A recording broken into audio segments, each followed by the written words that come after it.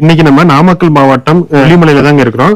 India மட்டும் கிடையாது, நீங்க இன்டர்நேஷனல் லெவல்ல எங்க இருந்தாலும் நம்ம பார்சல் போட்டுக்கலாம். ஆமாங்கண்ணா, நான் அனுப்பிட்டும் இருக்கேன். என்ன கண்ட்ரிக்கு அனுப்பிருக்கீங்க? ஆனா நம்ம இது வந்து பாத்தீங்கன்னா ஜப்பான் பாத்தீங்கன்னா துபாய், சிங்கப்பூர் எல்லாம். கொல்லிமலை அப்படின்னு சொன்னவே எல்லாத்துக்கும் ஃபர்ஸ்ட் எடுத்து நம்மளுக்கு ஞாபகம் வர்றது வந்து பாத்தீங்கன்னா மிளகுதான்.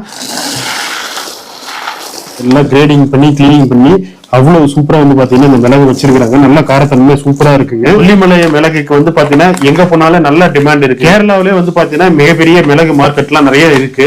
கேரளாக்காரங்களே வந்து பாத்தீங்கன்னா இங்க இருக்கிற கொல்லி மிளகு தான் வந்து வாங்கிட்டு போறாங்க. சார் ஃபர்ஸ்ட் உங்ககிட்ட என்னென்ன இருக்குதுங்கிறத ஃபர்ஸ்ட் சொல்லிடுங்க சார். சார் நம்ம கிட்ட வந்து பாத்தீங்கன்னா மெயினா மிளகு, கிராம்பு, ஏலக்காய், பட்டை, பிரியாணி இலை. நம்ம தமிழ்நாட்டுல எங்கெல்லாம் அனுப்பியிருக்கீங்க? தமிழ்நாட்டுல ஆல்மோஸ்ட் எல்லா ஊர்களுக்கே நம்மளோட பொருட்கள் போயிட்டு தான் இருக்குங்க. உங்களுக்கு ரெகுலரா போறது வந்து பாத்தீங்கன்னா கேஜிஎஃப் போகும்னா கர்நாடகா.